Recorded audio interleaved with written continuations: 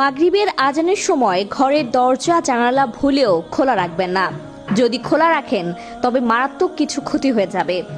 কি কি ক্ষতি হবে সেটা জানলে আপনি অবাক হয়ে যাবেন এবং এই ভুল আর কখনোই করবেন না। মাগরিবের সময় দরজা জানালা বন্ধ করাকে অনেক সময় আমাদের দেশের মানুষ সামাজিক প্রথা বলে চালিয়ে দেয়। আসলে এটি কোনো সামাজিক প্রথা নয়।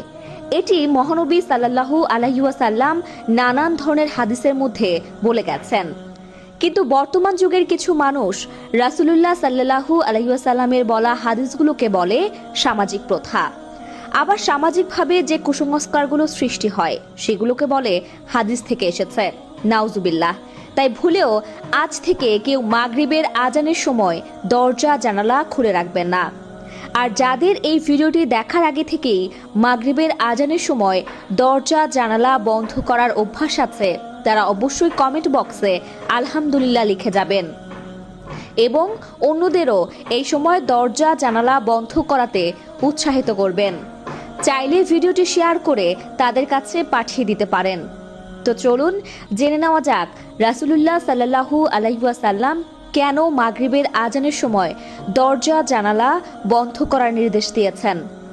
প্রিয় দর্শক, আমরা সকলেই জানি আল কোরআনে আজ পর্যন্ত যত কিছুই পাওয়া গেছে সবই চিরসত্য এবং রাসূলুল্লাহ সাল্লাল্লাহু আলাইহি ওয়াসাল্লাম আজ পর্যন্ত যা যা বলে গেছেন সেগুলো অবিশ্বাস করার কোনো জায়গা নেই।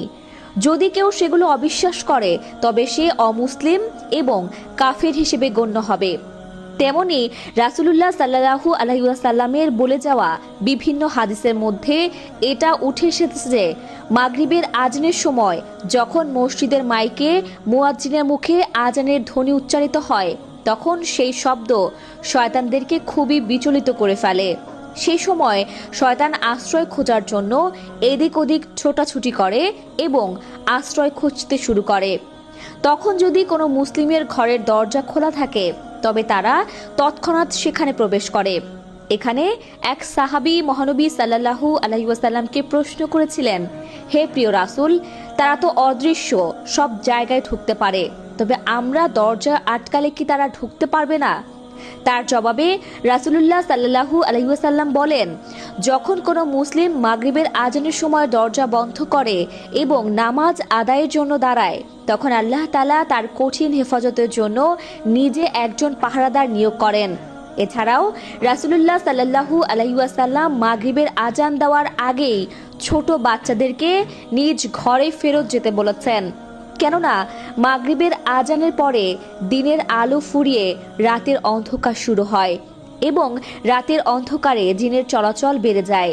এক্ষেত্রে সেই সকল শিশুরা জিনদের কাছ থেকে অসুরক্ষিত হয়ে থাকে, কেননা জিনদের মধ্যে দুই প্রকার জিন থাকে, ভালো জিন এবং দুষ্ট জিন। যারা মূলত দুষ্ট জিন হয়ে থাকে তারা সব সময় কোনো না কোনোভাবে মানব জাতির ক্ষতি করার জন্য উঠে পড়ে লাগে। এক্ষেত্রে অবুঝ শিশুরাই বেশি ক্ষতিগ্রস্ত হয়ে থাকে।